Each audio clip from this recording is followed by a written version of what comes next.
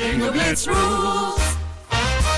If your bingo has ads in it, That's not a bingo. if it doesn't have the coolest tournaments, mini games, and the most breathtaking design, Nope, not a bingo. if your bingo moment makes you feel so excited that you just want to burst in joy and scream out loud, bingo! Sorry, so you're playing... Bingo Blitz? Now that's a bingo.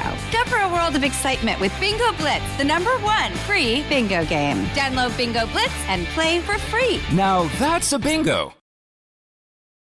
Hi, I'm Jennifer, a co-founder of the Go Kid Go network. At Go Kid Go, putting kids first is at the heart of every show that we produce. That's why we're so excited to introduce a brand new show to our network called The Search for the Silver Lining, a fantasy adventure series about a spirited young girl named Isla who time travels to the mythical land of Camelot. During her journey, Isla meets new friends, including King Arthur and his Knights of the Round Table, and learns valuable life lessons with every quest, sword fight, and dragon ride. Positive and uplifting stories remind us all about the importance of kindness, friendship, honesty, and positivity. Join me and an all-star cast of actors including Liam Neeson, Emily Blunt, Kristen Bell, Chris Hemsworth, among many others, in welcoming the Search for the Silver Lining podcast to the Go Kid Go network by listening today. Look for the Search for the Silver Lining on Spotify, Apple, or wherever you get your podcasts. Let's hang out. Let's hang out. And let's talk about what Lezin's about. Let's hang out. And let's listen to two lesbians shout. Let's hang out. Let's hang out. Hey everyone, welcome back to Lez Hang Out. I'm Ellie Brigida. And I'm Leigh Holmes Foster, and here's what's happening this week. This week in the Lesdom. This week in the Lesdom is a place where we can touch base each episode about things going on with the podcast or otherwise. This season, we are releasing more Patreon bonus episodes. You can get those at bit.ly/lespatreon. Our last one was on a New York Christmas wedding, and our next one is coming out on January 29th for the iconic Will and Grace. I'm very excited about it. Ellie had a lot of thoughts. I have a lot of feelings. We also want to remind everyone that you are down to the wire. There is about 1 week left to book your spot to come to Costa Rica with us in May. You can get your tickets at bit.ly/Lesdo Costa Rica. Get your tickets in by January 30th if you want to join us. And if you are listening to this episode today on January 22nd, the first episode of Journey to the Heart has finally come out. We've been working our launch day. Booties off on the show. We've been working on it for, 3 years, Leigh? Yeah, something like that. This is three years in the making, and now it is finally coming to your ears. We have a lot of signups for our listening party already coming up on Thursday night. So if you want to join us to listen to the first episode, we would love to see you there. You can get your tickets. They are free to the listening parties at bit.ly/JTTH listen party. And you can come hang out with our core creative team members, and we will have some of our cast stopping by here and there. So don't miss out. 5 p.m. Pacific, 8 p.m. Eastern. We're super excited to see you all. In the greater Les universe, Mean Girls, the musical, has come out, and a lot of people are saying great things about it, and I'm not surprised because really the main bicon of everyone's life for the past 2 years, at least, Renee Rapp, steals the show as Regina. And yeah, I'm just obsessed with this woman. Not only steals the show, did you see she did this interview where she was talking about like why the show works so well? And she was like, I mean, when you just cast a bunch of like awesome hot she basically people, was like, hot gay people make the world go round, and you're like, thank you, Renee. So true. Like, it's true, and she should say it louder. Yeah. Yes. Yeah, no, I posted it on our Instagram where it was just like, where also Tina Fey was like, Mean Girls is gay. And I'm like, yes, Tina Fey, you're correct. You wrote a gay show. True story. And a reminder, if you want to catch all of our thoughts about how gay the original Mean Girls was, you can check out our episode with Mary Holland that we did. We had a great time, and I do not doubt that we will also do an episode on the musical, Let's Be Real. Yeah, but it's probably more or less essentials at this point. I mean, the musical. Know, right? I haven't seen it yet, so we'll have to see it and decide where we're placing that. Also, the GLAAD Award nominations just came out. There are a lot of incredible movies and TV shows and musicians. I know Renee Rapp got nominated. Speak of the Devil. Also, Bottoms, Boy Genius. There's been some Troye Sivan. Troye Sivan's been having a year. we've been having some great gay moments this year. So GLAAD is really awarding the gays. So let us know what you think of the GLAAD Award nominations this year. Also in the Greater Lez universe, I want to talk about, some of you may have seen, I posted on our Twitter. So for anyone who might not be aware, there was a New York Times piece that came out that was basically talking about the common queer interpretation or lens of viewing Taylor Swift, both presentation and music videos and lyrics and all sorts of stuff, right? Okay, so there was like the New York Times piece and then like these wild pushbacks against it, right? Wild pushbacks against it.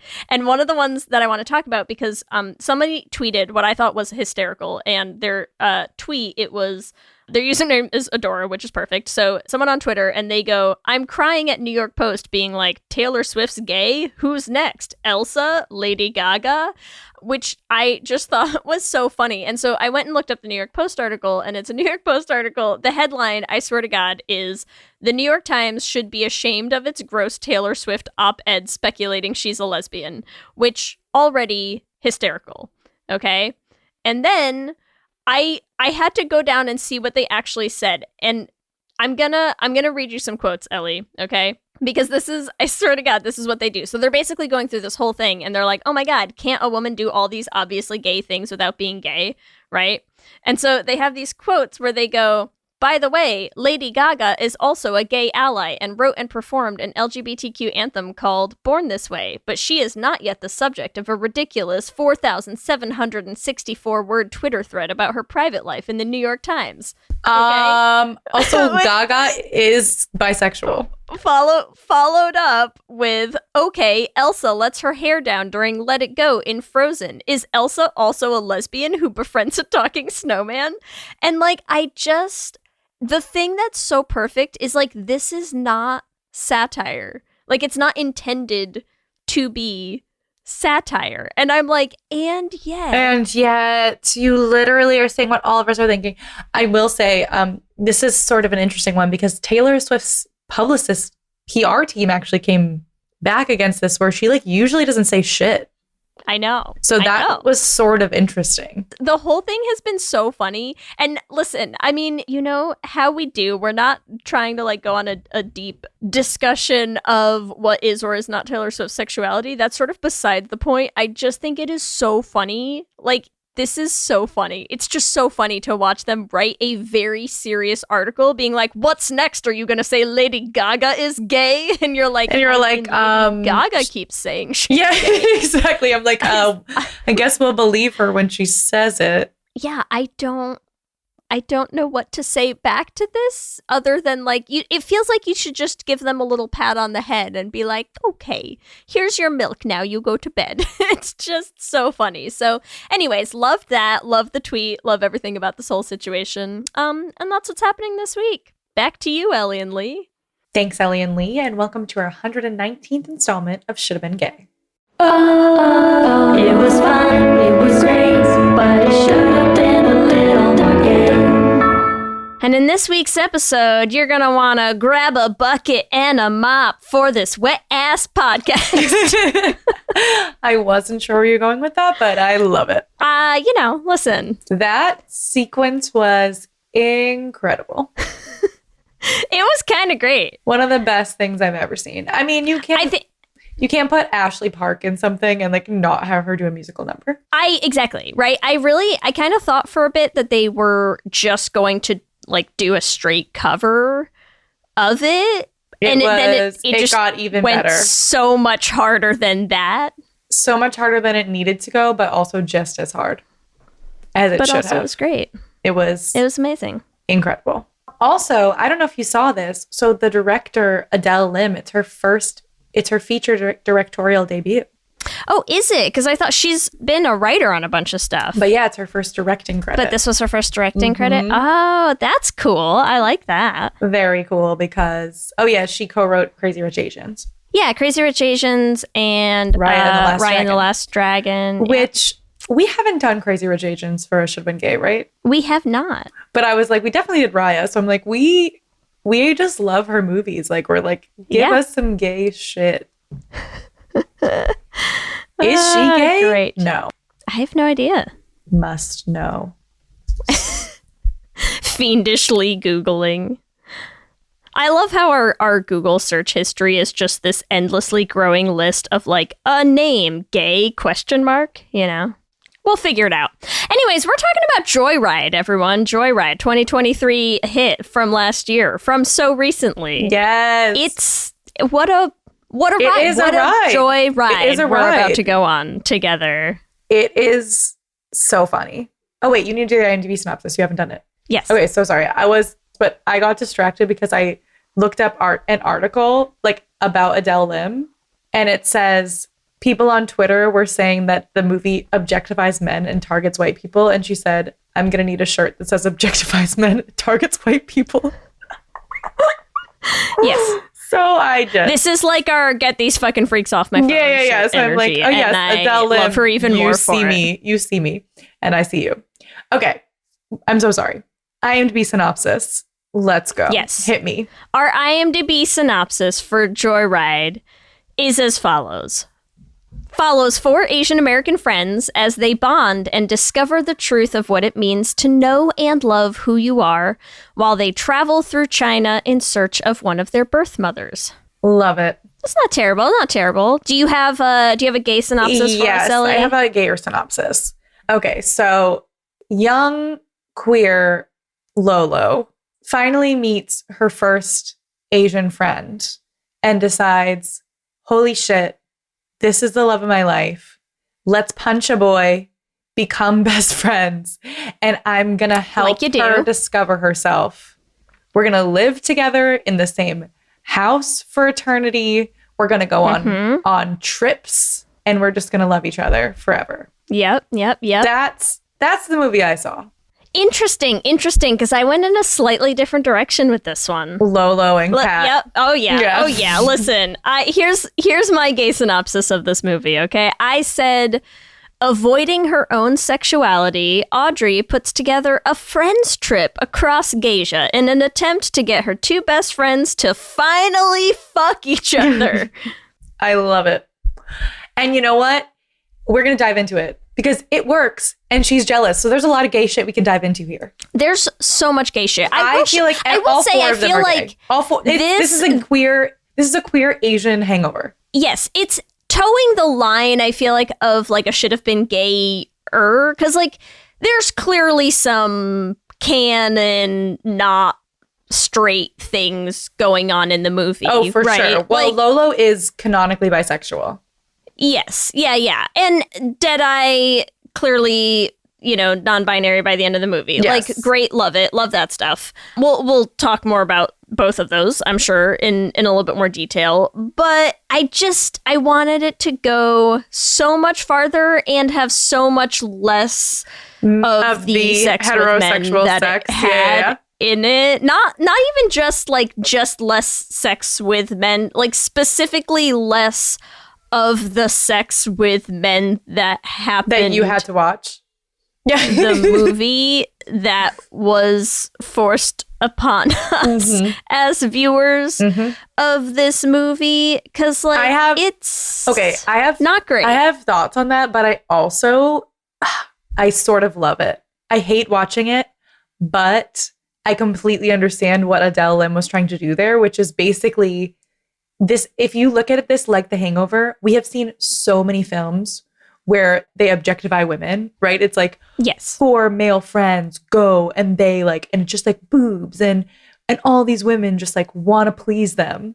So to have a scene where the main character has 2 guys eating her out at the same time is like the peak of like, I get why there was an article written that said objectifies men, because these men are just sex objects in this movie. I agree. I want better objects is all. All right. I found many of the men, maybe it's not even those 2 dudes, although that whole scene was weird for me. I loved it. I was not here for Clarence. I can't get behind Clarence. Well, yeah, because, at all. Okay, obviously we wanted to be way more gay.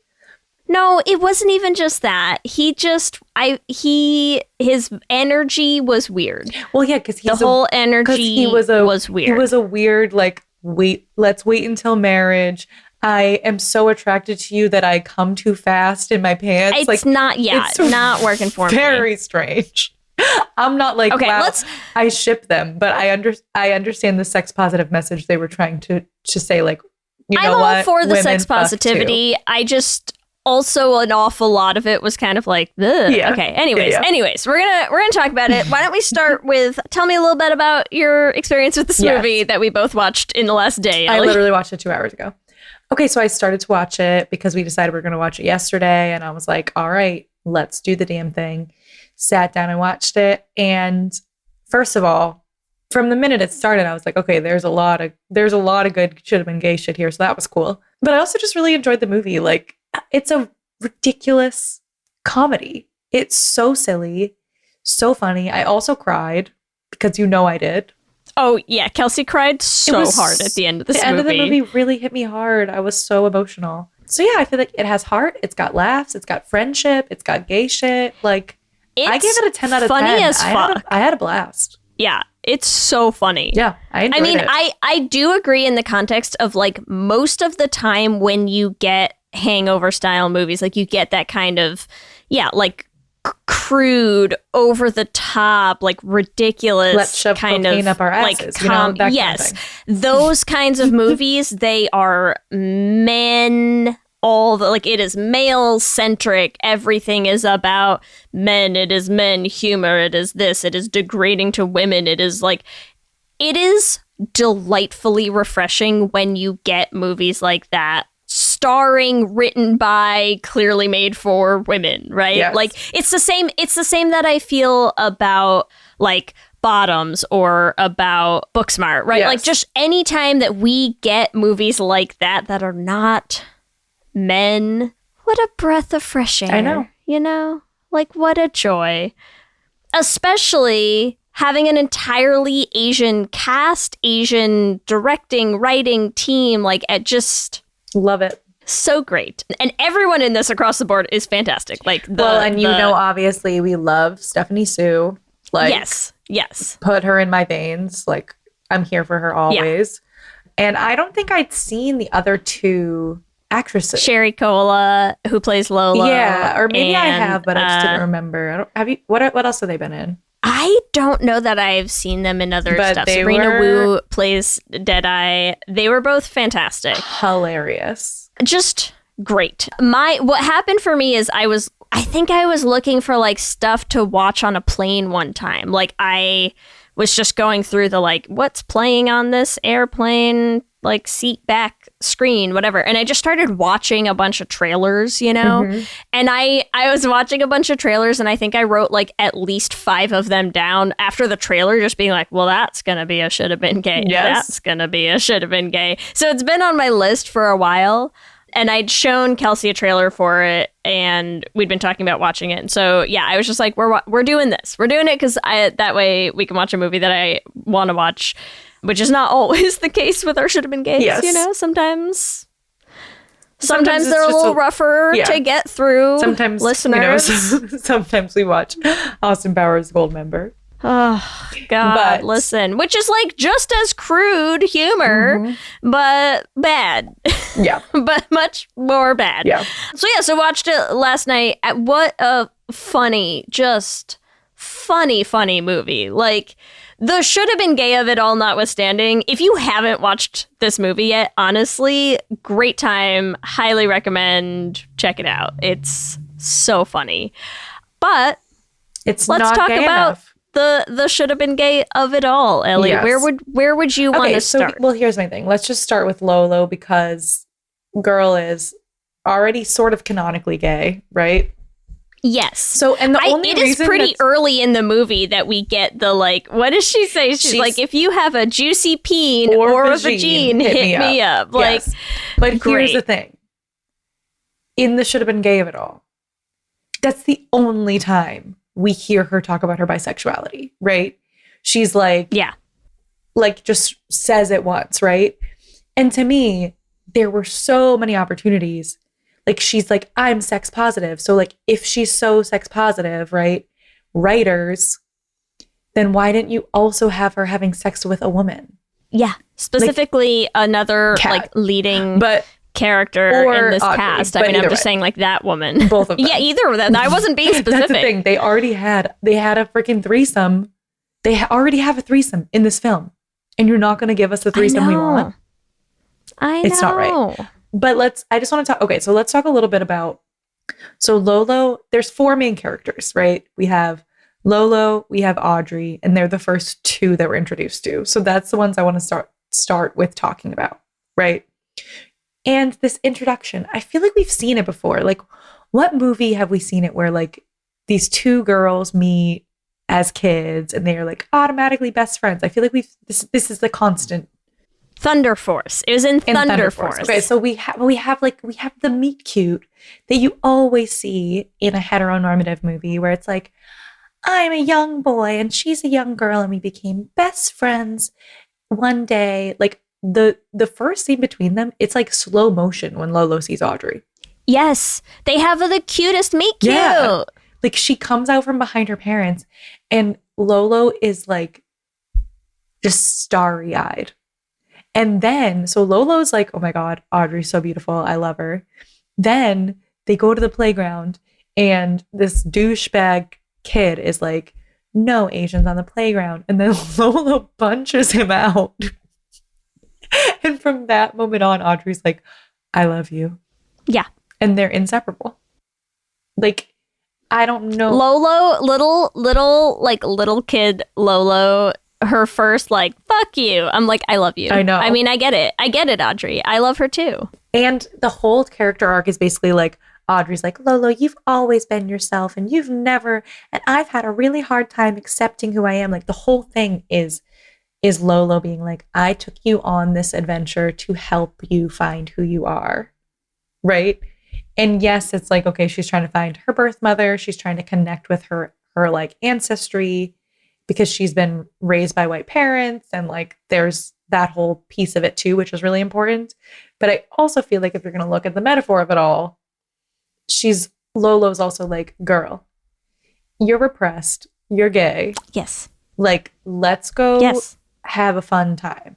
Lolo, chaotic bisexual that she is, Mm-hmm. she's like, listen, Audrey, like, I know who I am. I'm going to make a dick playground. I'm going to make Licky Cat. I'm going to paint 100 vaginas until you finally unclench a little bit and like see what's been in front of you this whole time. Mm-hmm. Like, how many vaginas do I have to paint, girl, before you see what's happening here? Like, exactly. They're the classic opposites attract, right? For me, it's like, since they met, Lolo's like, I've been taking care of you. Audrey's been taking care of her, right? They complement each other. You know, Audrey owns a house or rents a house and Lolo lives in the back shed, you know?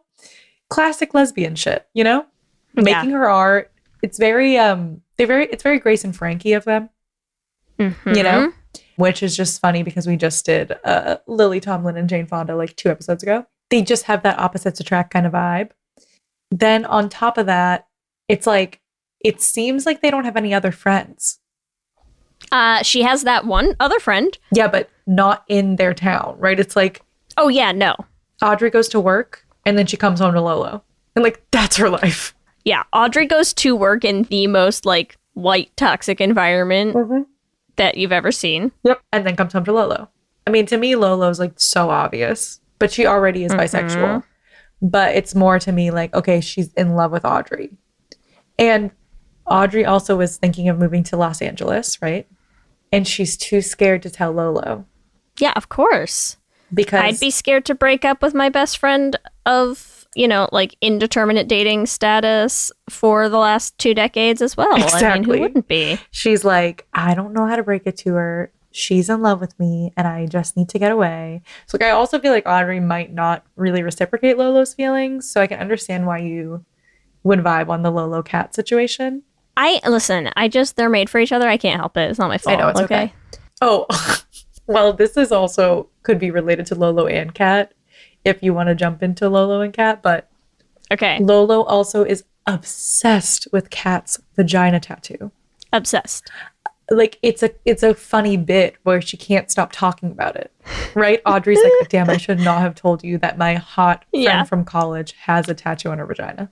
Mm-hmm. And that's the gayest thing ever, where she's like, so what is it? Like, what does it look like? Like, she wants to see it. How big is it? Is it in color? Is it black and white? What is it of? Where did she get it? When did she get it? It's how'd she think about it? It's so fucking funny. It's so funny. It's so funny. And I'm like, Sherry Cola, every delivery just fucking nailed it. Like the delivery of the I've thought about it and I'm not going to stop talking about it. It's so good. It's so good. It's so good. But it's just, okay, here's the thing. I don't even know where to start with trying to untangle the web of gay in this movie and what I want to talk about first, because it's all together. All gay. It's exactly. All connected. 4 of them are gay together. Every string you tug on pulls 5 other strings with it, and I don't know how to get all of them separate. So here's the thing. Lolo, clearly bisexual, clearly in love with Audrey. Yes. Clearly a little jealous of Kat. Yeah, right? Exactly. She's like your Kat, your college best friend, quote unquote. Do you think that they dated?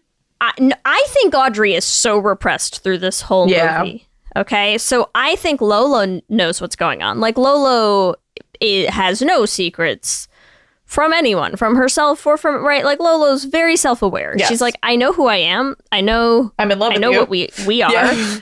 I know what this is. I know what's happening. You don't seem to know what's happening, but I can be patient for you, Audrey. It's okay. I can take my time. I'll just be here in the garage painting vaginas until you're ready. Okay. So she knows. Yep. She knows what's going on. And then every time Audrey is like, oh, my friend Kat, she's like, you've been Kat. Right? She's like, yeah, okay. Like your clearly other girlfriend, pseudo relationship girlfriend that you refuse to acknowledge what this is. And therefore, Lolo cannot get the clarity that she's looking for of no, I'm your girlfriend, best friend, right?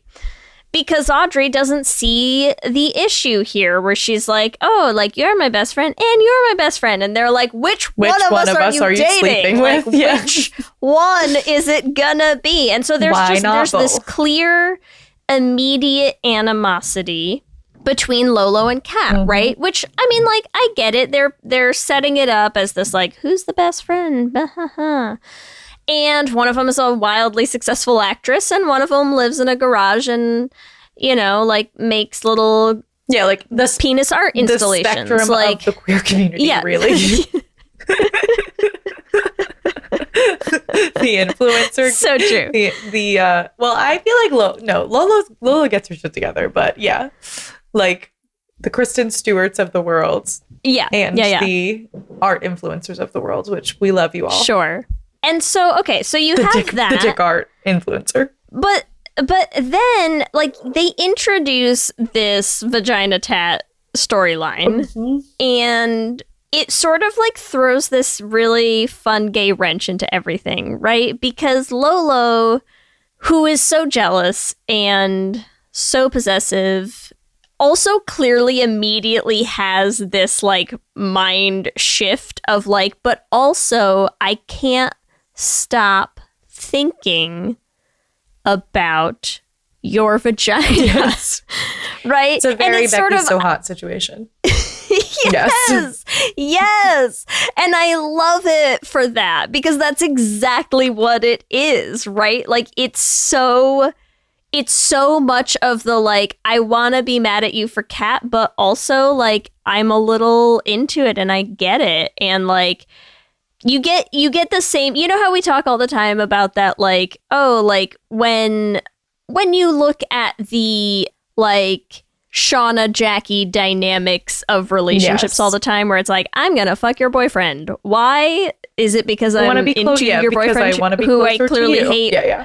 Or because you've also been near him been here, and therefore this is the closest I can get. Like, that's what Lolo's obsession with Kat's vagina tat feels like to me. She's like Audrey is, so now I must be near the tat. I must be like, what is the tat to you, and is it that to me as well? Right? Like, it's so the tat obvious, is so and symbolic. The pussy tat comes back around. Like, it brings us all together.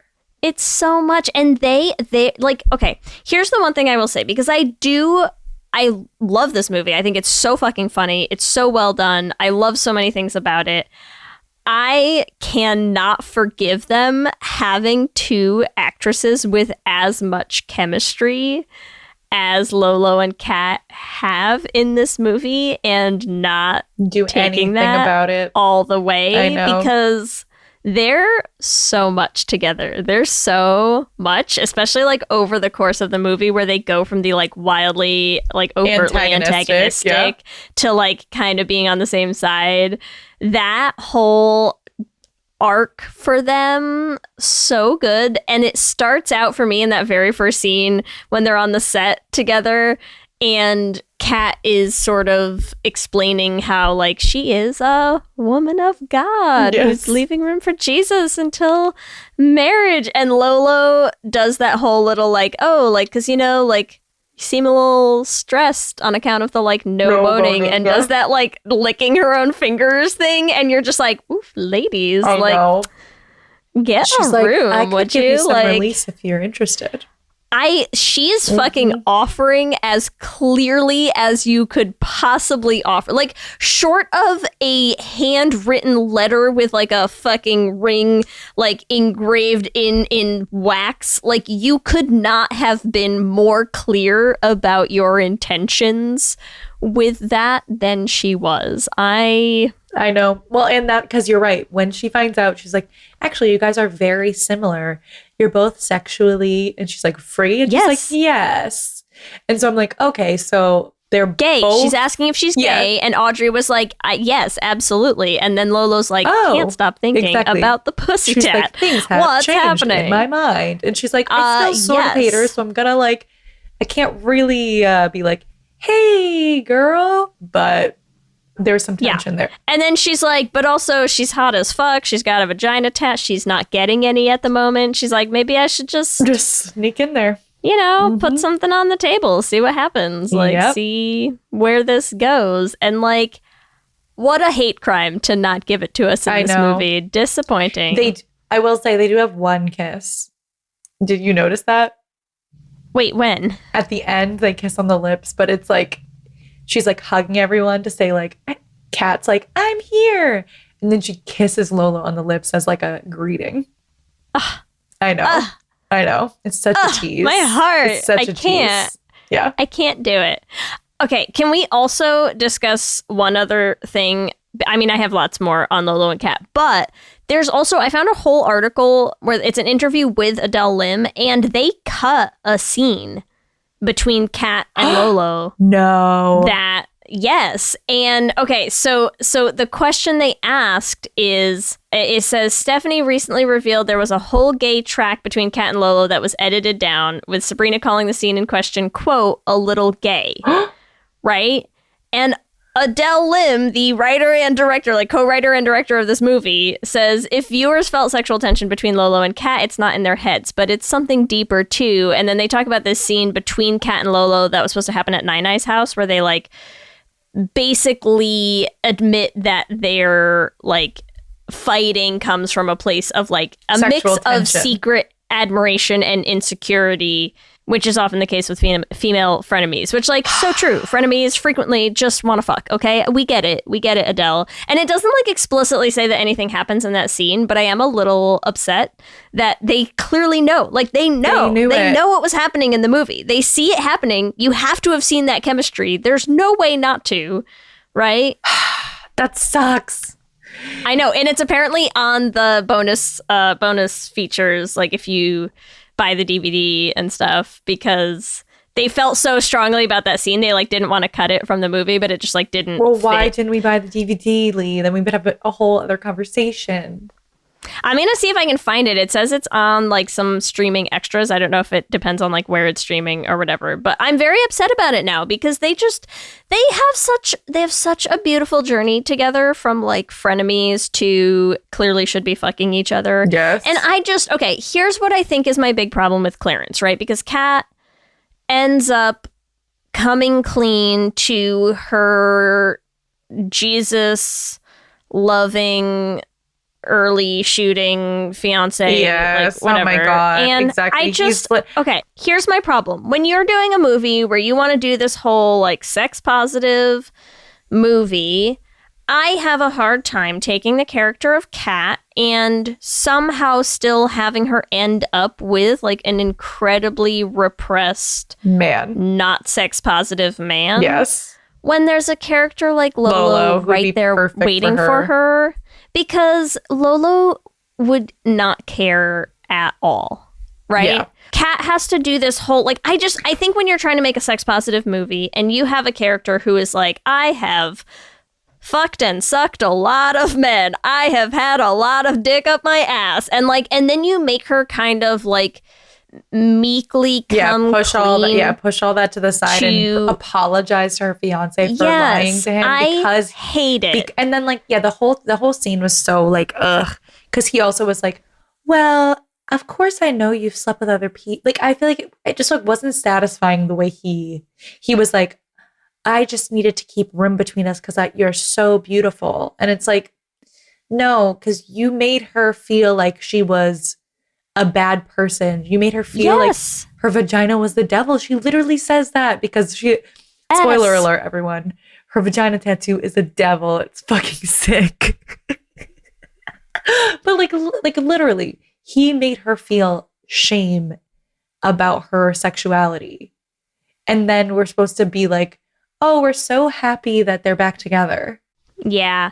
It felt kind of gross, and I feel like it would have been a far better match for her and Lolo to end up together, because I think Lolo is more like they can meet each other in this place of sex positivity. Exactly. Right? Like Lolo could be like, I don't care who or how many people you have been with. Like Lolo would be like, fucking tell me all about them. Let me build a tiny like mock dick replica of where you fucked them made out of dicks. Like, great, right? Like, I'm gonna make the Jonas Brothers into an Eiffel Tower made out of dicks for you. Like, that would be Lolo's response. Well, and that here's would be the thing too. Beautiful. It's not even just, like you said, it's not even that she doesn't care. She would be celebrating. Like, when she heard that, she liked her more. Yes. Right. So she's like, that's fucking hot. Yes. Love that for her. Kind of makes me more into the vagina tat. All of this is great news, right? Exactly. Like she's so celebratory about it. Exactly. Instead of like this man who shamed her, and now she's like, okay, so now she's gonna be in this like sort of tepid sexual kind of thing where this man like can barely hold it in, and she could have been with Lolo this whole time. Yes. Makes no sense. Where like Lolo's literally rooting her on. Like she's like, so she's like, oh, so cocaine makes you horny? Like, that's awesome. Lolo is so excited when she finds that out. Yes. Like, so excited. Yes. So I agree. She's They'd be so much into it. better. Give me 2 seconds because I think I found the deleted scene and I feel like we should watch it. Okay. This episode is sponsored by BetterHelp. And as we head into Thanksgiving time, I want to start by thanking my wife, Kelsey, who has not only listened to just about every episode of this podcast for 8 seasons now, but who also is the only reason I'm able to make time to record it every week. She takes the kids, gets them dinner, and gets them ready for bed just so that Ellie and I can come on and yell about gay things into each other's faces for an hour. So here's a reminder to send some thanks to the people you're grateful for in your life, including yourself. I've been in therapy for a long time now, and one thing that's so important about therapy is how it teaches you to be more intentional. And being intentional about gratitude and how to show that to the people you appreciate is just one of the many benefits that I've gotten from therapy over the years. If you've been thinking of starting therapy, consider giving BetterHelp a try. I know how hard it can be to find time for regular therapy, and BetterHelp is designed to be flexible and convenient for your schedule. You can fill out a brief questionnaire to get matched with a licensed therapist, and you can switch therapists at any time for no additional charge. If you want to start being more intentional about gratitude in your life, visit betterhelp.com/Lez Hang Out today to get 10% off your first month. That's BetterHelp, HELP.com/Lez Hang Out. Let's hang out.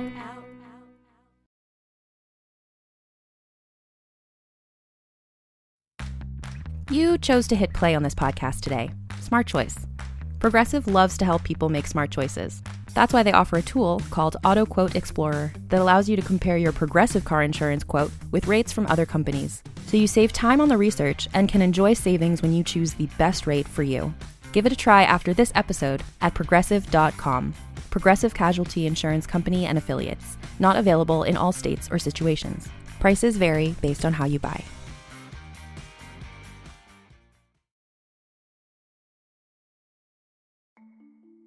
For many businesses, the holiday season can be both an exciting and stressful time. With so many balls in the air, one thing you definitely want to know you can rely on is how you're selling your products. And with Shopify, you can rest easy knowing it's the home of the #1 checkout on the planet. Nobody does selling better than Shopify. And when it comes to successful brands like Aloe, Allbirds, or Skims, an often overlooked secret is all the things that go on behind the scenes that make selling and, for shoppers, buying simple. For millions of businesses, if you take a peek behind that curtain, you'll see that Shopify is what makes it all possible. Shop Pay boosts conversions up to 50%, so that's more happy customers and way more sales going.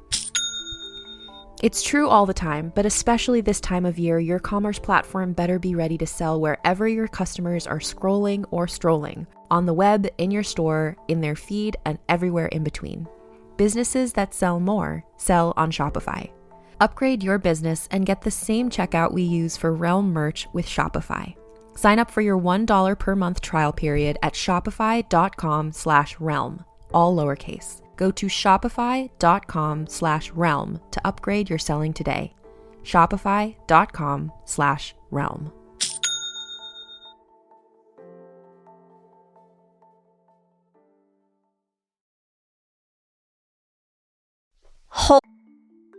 For many businesses, the holiday season can be both an exciting and stressful time. With so many balls in the air, one thing you definitely want to know you can rely on is how you're selling your products. And with Shopify, you can rest easy knowing it's the home of the #1 checkout on the planet. Nobody does selling better than Shopify. And when it comes to successful brands like Aloe, Allbirds, or Skims, an often overlooked secret is all the things that go on behind the scenes that make selling and, for shoppers, buying simple. For millions of businesses, if you take a peek behind that curtain, you'll see that Shopify is what makes it all possible. Shop Pay boosts conversions up to 50%, so that's more happy customers and way more sales going. It's true all the time, but especially this time of year, your commerce platform better be ready to sell wherever your customers are scrolling or strolling, on the web, in your store, in their feed, and everywhere in between. Businesses that sell more sell on Shopify. Upgrade your business and get the same checkout we use for Realm merch with Shopify. Sign up for your $1 per month trial period at shopify.com/realm, all lowercase. Go to shopify.com/realm to upgrade your selling today. Shopify.com/realm.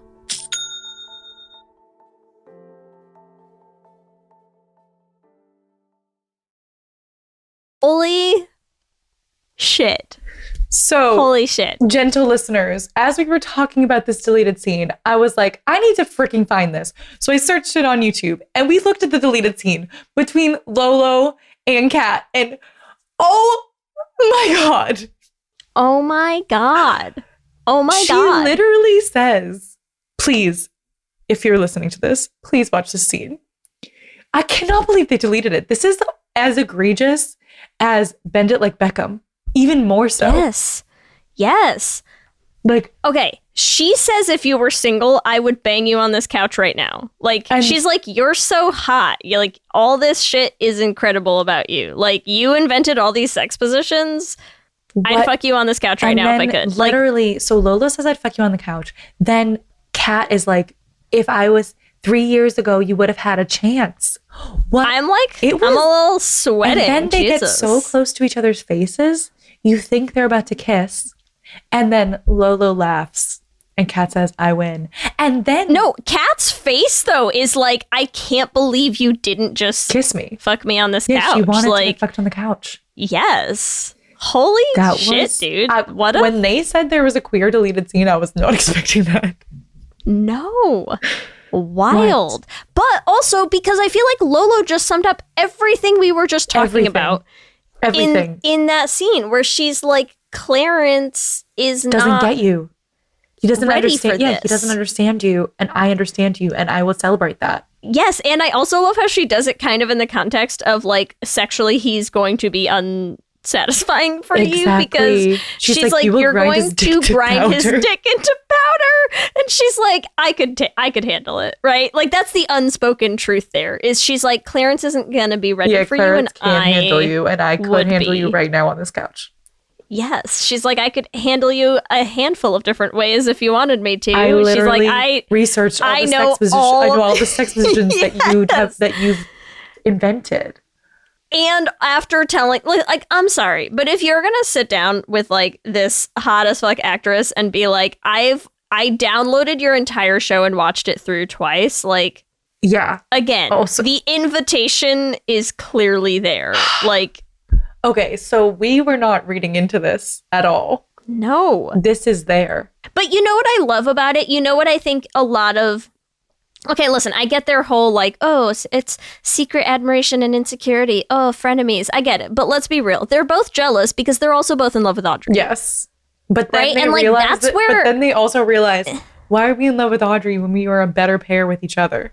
Well, I feel like a better pair with each other, but also I feel like they're like, oh, this wouldn't be competition. This would just be a highly well-functioning polycule, yes. Right? We could both be in love with Audrey and also have like crazy wild sex with each other. Because let's be real, Audrey not quite at their level, not quite ready for that. Mm-hmm. Although I do think, listen...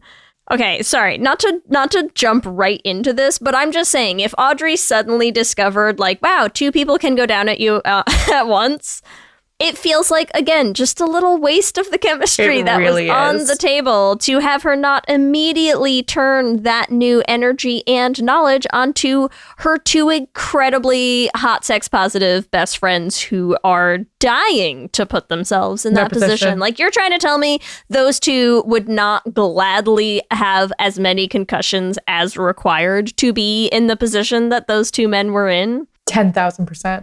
Like, lies. You're lying to yourself if that's what you think, because they would in a heartbeat. Wow, I'm still wrecked by that scene. That was a lot. I'm not gonna lie, that was a lot. Yeah, Google it. It's on YouTube. Please. Ellie found it. It's there. It's there for you to watch. Like, Jesus. What the hell? Okay, also let's talk about the stuff that actually was in the movie between the 2 of them. Because we have not talked about the slapping scene, and that was amazing. Yeah, they wanted to fuck so badly. They literally are like, they're like, so badly. How do I get this energy out? They tie, and then it's like double slap, and they kept slapping each other back and forth. And she says, I can't wait to slap the shit out of you. And I feel like it was so sexually charged. And then... they just slapped each other so much. And this man's like, that's not the game. Yeah. They're so carried away by the tension between the 2 of them that they're like, fuck it. Listen, and again, like, we know how on edge Kat is for most of this movie. Like, Kat was close. Come on. Mm-hmm. She was a little into it. Okay? She loved it. Yeah. Yeah. Incredible. So yes, Kat and Lolo for sure. And you can see like throughout the whole thing, you're right. Like they change from enemies to friends. By the end, they're both like, okay, fuck you, Audrey. We're actually weird. Now we're together. And you're a piece of shit. And you know, that we always have to have that moment in a comedy, right? Where the main character like does something fucked up and flips out on her friends and now says some rude shit, right? And she's like, I don't want to live with you forever. And Lolo's like, it's fine. Me and Kat will be fine together without you. Listen, the reveal at the end that like they've been Lolo keeping and in Kat touch, have still been talking. That marriage to Clarence is not lasting long. That's all I have to say. Here's the thing. I'm like, okay, so they're like, oh, well, maybe we'll explore that in the sequel. I'm like, how? Because you put, if you wanted to explore that in the sequel, what you should have done is had Kat break the fuck up with Clarence and be single and talking to Lolo.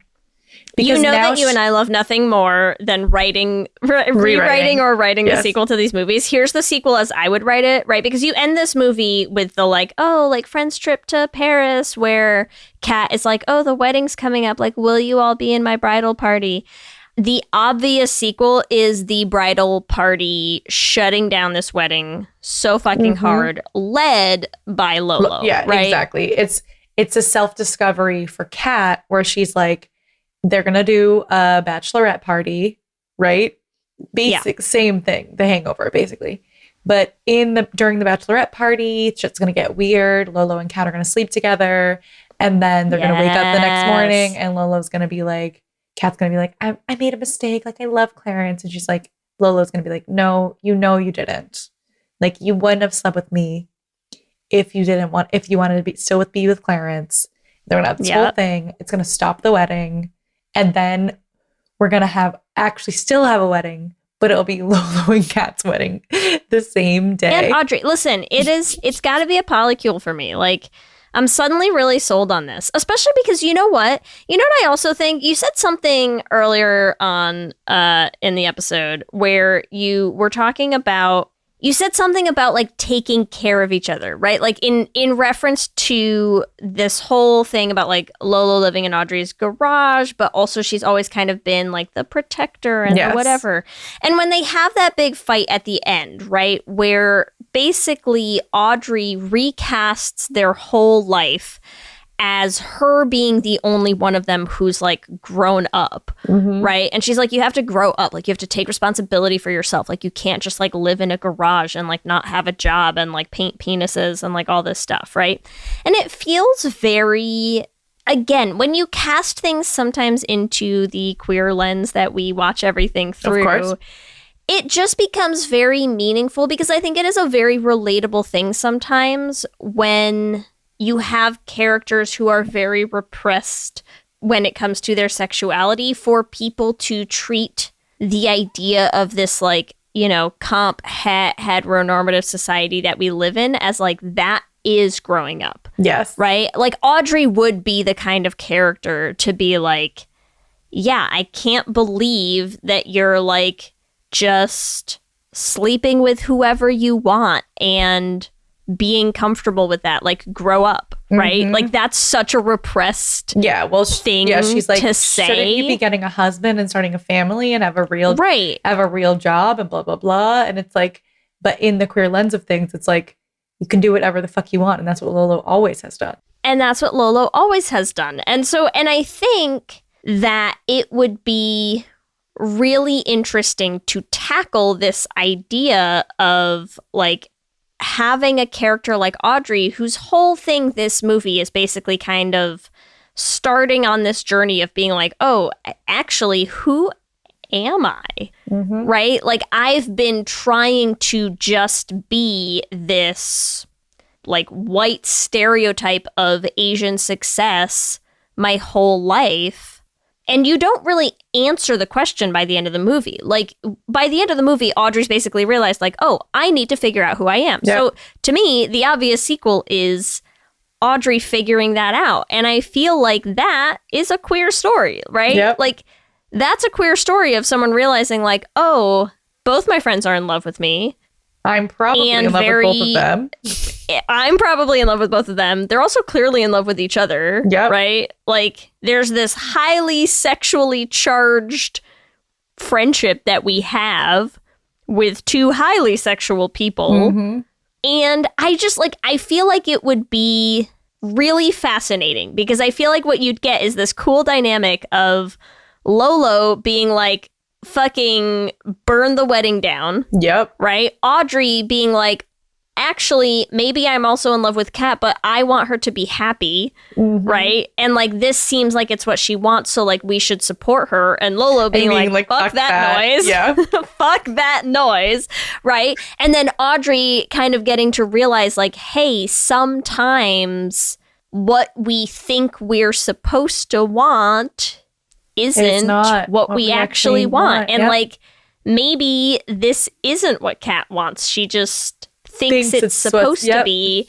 And actually, we'd be saving her by being honest and open with our feelings about, let's all fuck. Anyway, so that's the sequel I want. Adele Lim, hit us up if you want to talk details. Like, I hope that they get a sequel. We'll draft up some quick plot points for you, and please we'll get started. Make it gay. Okay, so obviously this triad, we have not even talked about Deadeye yet. Deadeye. I fucking love Deadeye, man. Deadeye is perfect. Here's the thing. Again, on this should have been gayer front, like, do not want to discount the fact that Deadeye clearly non-binary in the Paris scene. Yes. Right? Haircut, new style vibe, new pronouns, like, and they don't address it. It just sort of is very casually tossed in, which I love. But I also feel like they were telegraphing that a little bit throughout the movie, right? Oh, for sure. Well, because Deadeye basically is like, Deadeye's entire character, right, is like, I only have online friends, which, like, first of all, gay. Like, gay. Now, we know you. You're all out there. Online friends. And what I find really beautiful about this queer story is Deadeye is like, my online friends, like, they're not my real friends. Like, nobody loves me, blah, blah, blah. And then the movie shows that actually these online friends super come through, right? Come through. They're real people. They care. Deadeye emphasizes too, like, the K-pop community is like not really, it's not just the musicians, right? It's the community we create. It's a fandom, right? It's like, yes, they are describing queer community. They're describing queer community. They're describing fandom. One of their friends is super gay. He shows up. Oh my God. And he's like, I'm your manager. Ginderella at Ginderella. Yeah, Ginderella. So gay. But yeah, like, this is a queer archetype we know. We've seen. Yeah. Right? Like, very clear queer archetype. But what I love about the movie is like they we start, I feel like, having Deadeye be a bit of like an Alan type character. I keep bringing up The Hangover just because it's like, it is so archetypal, right? I haven't seen The Hangover, so I'm taking your word for it. Oh my God. It's very similar. Way better. But there's always like, right, there's like the fourth character, right? There's always the three main characters who are like given more, I don't want to say normal, but like they're silly, but in different ways that like all are not so like. And then there's like the kooky one. And then there's the weird one, right? So like Deadeye's the weird one, right? The oddball out that like Audrey's like, oh God, Deadeye's coming on the trip with us. And like Deadeye is like, I don't even know, like so weird and strange. And Deadeye's like, I'm used to people thinking I'm strange, but we get this arc where like by the end, Audrey's like, oh my God, Deadeye, I fucking love you. Like, you're one of my best friends, right? Like, and it just like, it's such a queer storyline, right? Where it's like this outcast joins this group of friends and like they accept them. And also, honestly, listen, while I'm on my whole fucking polycule bullshit, Deadeye, get in there. Deadeye can hop in too, but I also do feel like Deadeye's asexual, right? So like, I think Deadeye lands in a very ace area for me, like ace or gray ace somewhere, because, and it starts out so early too when they do the first clearance reveal. Cracks me up. And it's just like this very gratuitous shot of Deadeye like yawning while all of the rest of them are like, "Ooh, he's so hot." And Deadeye's like, "Whatever." Yes. Right? So there's that, and then there's one conversation. I'm trying to remember when this happens. It's a conversation between Deadeye and Audrey, and Lolo and Kat have gone somewhere, and Deadeye has this quote where they're like, finally, those two losers are gone. Now it's just us two cool cats. That feels very much like Deadeye's attempt to flirt. Oh, Deadeye's flirting with Audrey so hard. Right? Yeah. Deadeye is so in love with Audrey as well, but in such a different way because Deadeye's attraction to Audrey is so not as sexually charged as Lolo and Kat's is, obviously. And so, yeah, I feel like Deadeye falls in this very clearly romantic but much less sexual place for me that I think could be a nice addition to our polycule, because let's be real, as we've discussed, Audrey not quite at the level sexually of Kat and Lolo, and like there's gonna be times when those two are just gonna be off on like a fucking boning rampage with each other. Exactly. And like it's nice for Audrey and Deadeye to have some time to just chill, play cards, talk about, have some time together, you know, their life, play a game, do a crossword together. And literally Audrey at the end says, oh, Deadeye hosts the best game nights where we play Catan. And I'm like, if that is not, I don't know how many gay game nights I've had playing fucking Settlers of Catan. Like, that is so gay. Yeah. That is so gay. I feel like if you put all four of them together, like they created this really nice, balanced mix of people that are all clearly a little bit in love with each other. Are so in love with each other and so gay. And so gay. And that's why, okay, in my sequel, in this sequel, I think Deadeye would be the one who would clearly see and acknowledge and explain to everyone the polycule that they're in, right? Because Deadeye would be like, why are we all fighting?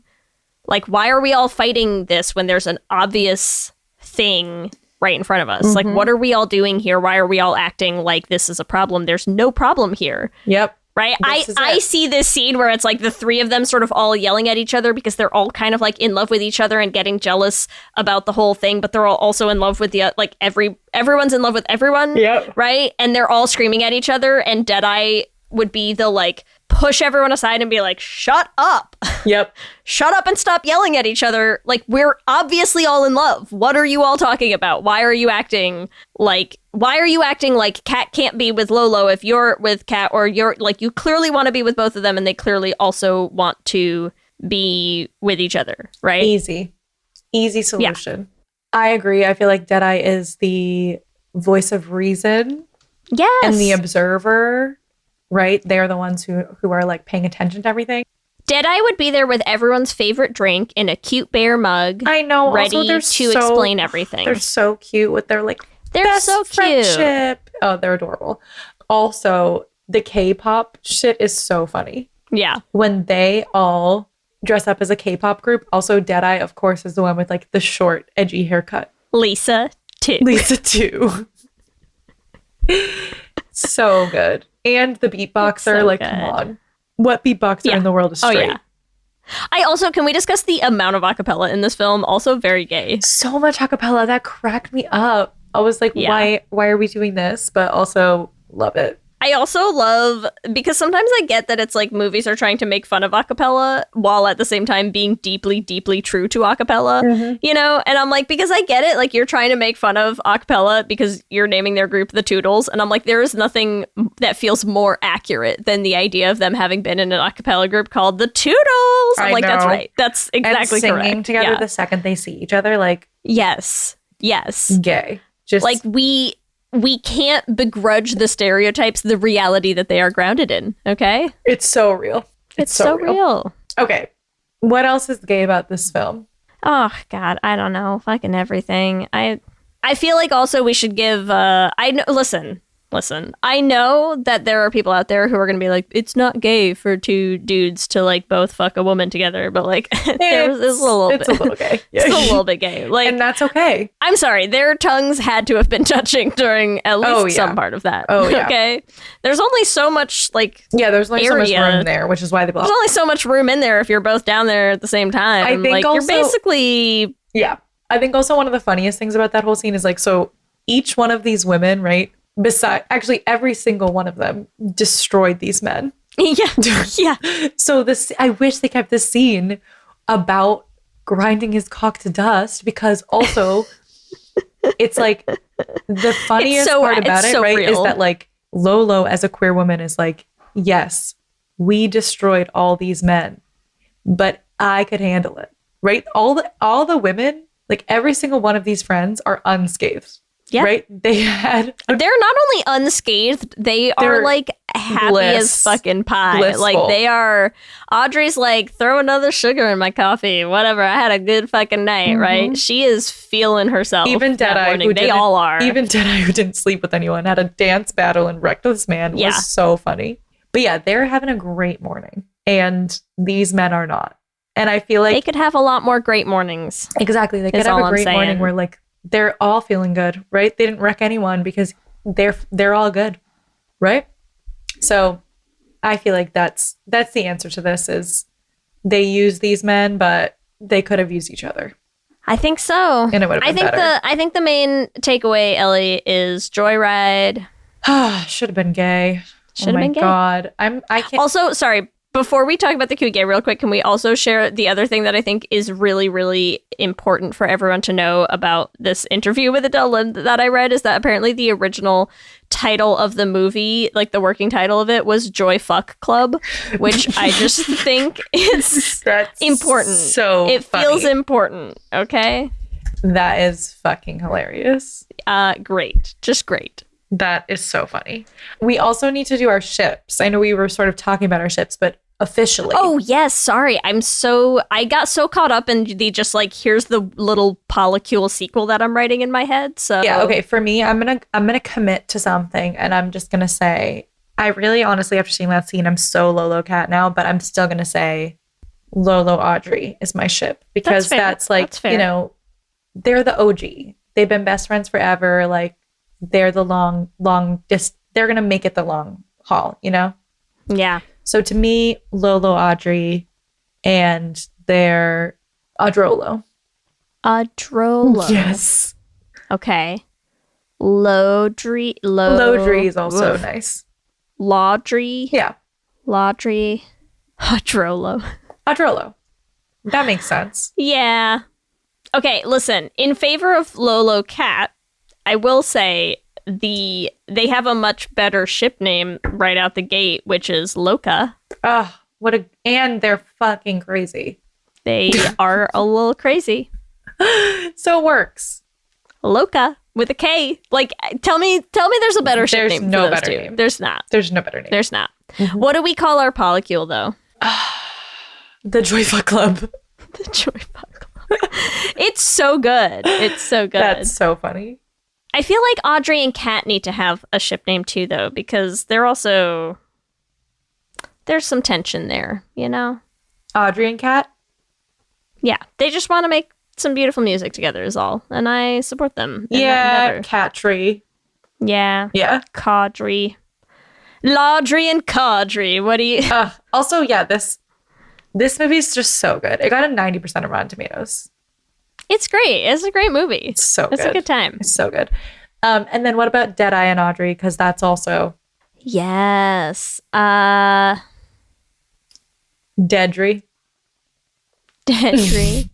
Audie. Also another gay thing about Deadeye is that Deadeye has already picked their chosen name. Yeah, love that. Right? Like, Deadeye is like, oh, well, I don't even remember what their birth name is. Like, they said it, but then they were just like, it's Deadeye. And I'm Call me like, Deadeye. Yes, Deadeye. Love it. Oh, damn, it was such a good movie. And it's so gay. So gay. All right, you ready? I'm ready. Let's go into our Q and gay. Q and gay. Question number 1. Who is the gayest of the 4? A, Audrey, B, Lolo, C, Cat, or D, Deadeye? God, this is so hard. Listen, I feel like canonically it's got to be either Lolo or Deadeye, because obviously Lolo clearly bisexual in the movie, Deadeye clearly non-binary by the end of the movie. Overall, I have to go with Lolo, I think. I think Lolo too. Yeah. Also because Sherry was so mad that they cut the scene. Everyone was mad that they cut the scene. But Sherry was the most mad. I mean, I would be too. Of course she was. Okay, question 2, Ellie. What would you rather do on a work outing? A, squash, or B, shots? Oh my God. Physical activity, but I don't like to drink anymore. This is a hard one. Also, can you imagine having to do shots with like all the dudes you work with? Sounds awful. I don't really want to do that. I'm going to go with a squash. Good choice. Good choice. All right. Question number 3. If you had to get a vag tat, what would it be? A, devil, B, flower, or C, kitty cat? Gosh, so many good choices. If I had to, huh? Yeah. I feel like I'd probably go the Georgia O'Keeffe, I guess. Knew you would. Of course I would. You're a flower vag girl.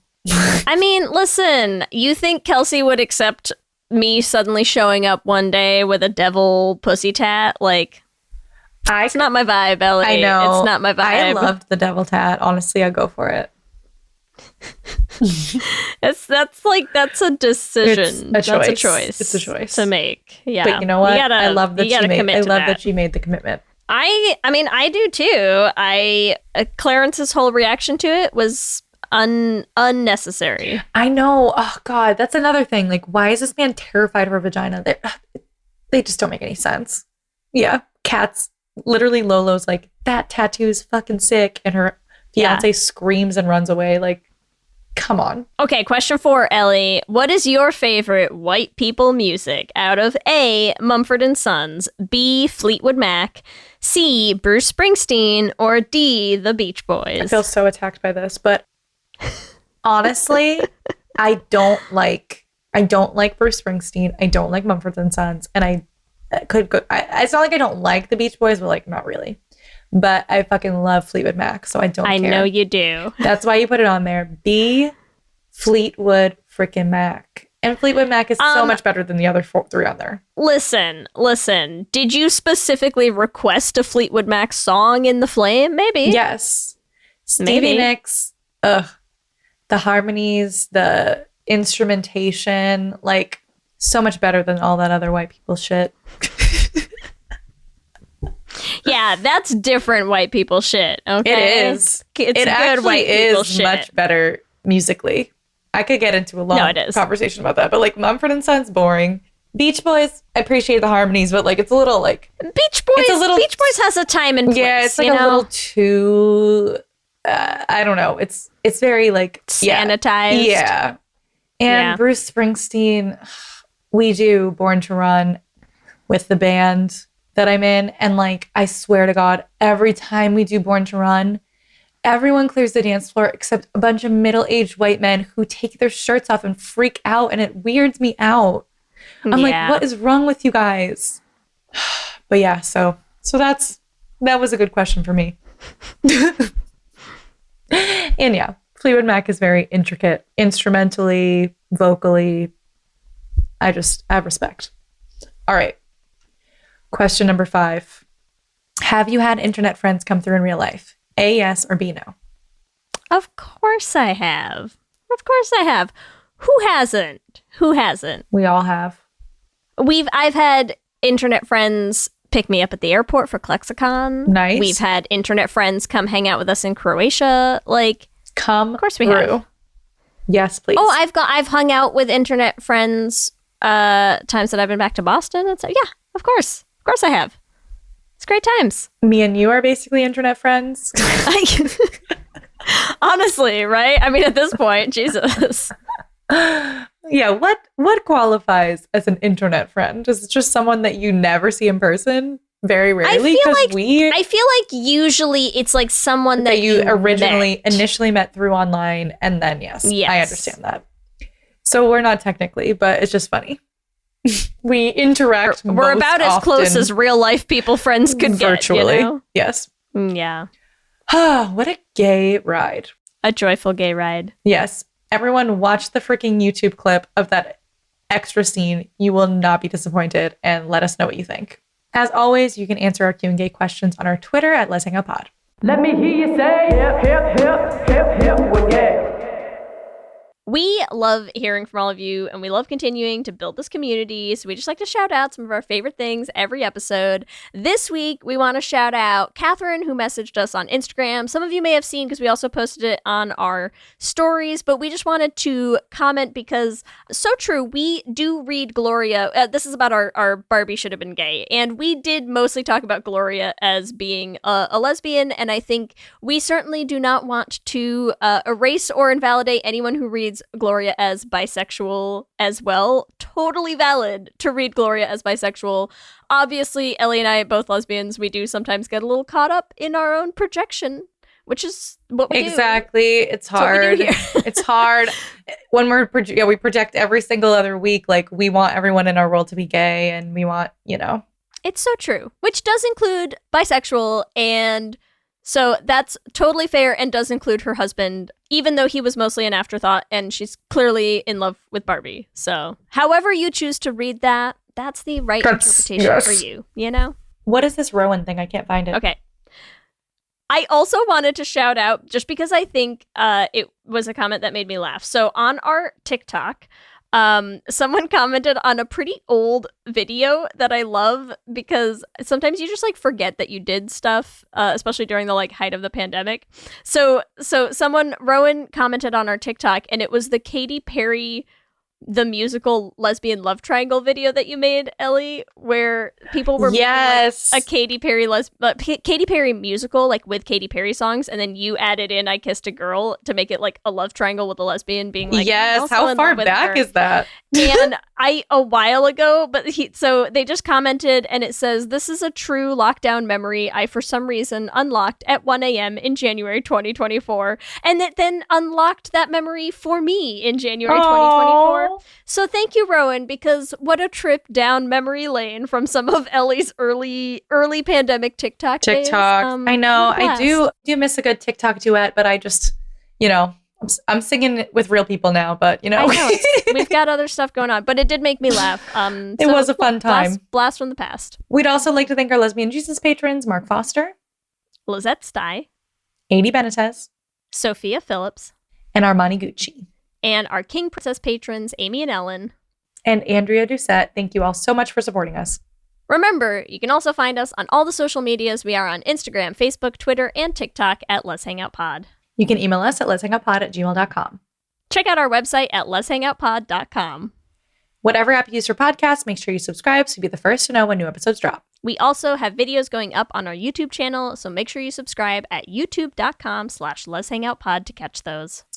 Lez Hang Out is an independently produced show hosted by us with audio production by me. Our production assistant is Kristen Murison, and various other social media and production shenanigans by Leigh Holmes Foster. If you want to help support the podcast, one thing you can do is leave us a rating and a review on whatever app you use to listen to podcasts. It helps new people find the show. If you want to get our bonus episodes, you can join us at bit.ly/lezpatreon. You also get access to our patron-only Discord chat and all kinds of other perks. And it makes a huge difference to us and our independent team. If you want to pick up some Lez Hang Out merch, you can get all of our designs on our TeePublic. You can find it at bit.ly/lezshop. You can get all sorts of tees, tanks, totes, all sorts of good stuff with all of our designs.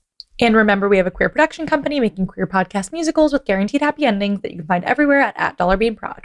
You can also check out our website, dollarbeanproductions.com. That's also where you'll find where you can vote on our polls during our new release of Journey to the Heart to know how to vote on what happens for the episodes where you get to choose your own journey. You can listen to all the episodes of our first show, The Flame, on any podcasting app. And if you want to help support us in making more musicals, you can join our Patreon at bit.ly/dollarbeanpatreon. Especially as we're releasing the show, we're going to be trying to have some previews, sneak peeks, behind-the-scenes stuff being posted there for all of our patrons. If you want to follow us individually, you can follow me at Ellie Brigida on Instagram, Twitter, and TikTok. And you can follow me on Instagram, Twitter, and TikTok at LSH Foster. With that, I'm Ellie. And I'm Leigh. And let's hang out again soon. Let's hang out.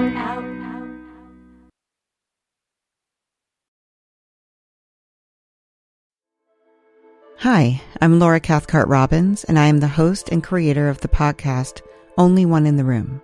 Every week, my co-host Scott Slaughter and I invite you to join us and lose yourself in someone's incredible Only One story. We talk to real people dealing with issues like infertility, the death of a loved one, human trafficking, and women who, fake it. Oh, and we want to be fair, so we talk to celebrities too. Emmy winners like actor John Cryer, supermodels like Amber Valletta, and rock stars like Ryan Dusick. Everyone is invited to share their only one story with our listeners. With 21 seasons and counting, we guarantee you that Only One in the Room has a story that you'll connect with. This podcast is for anyone who has ever felt alone in a room full of people, which is to say that this podcast is for everyone. Download Only One in the Room on Apple or Spotify today.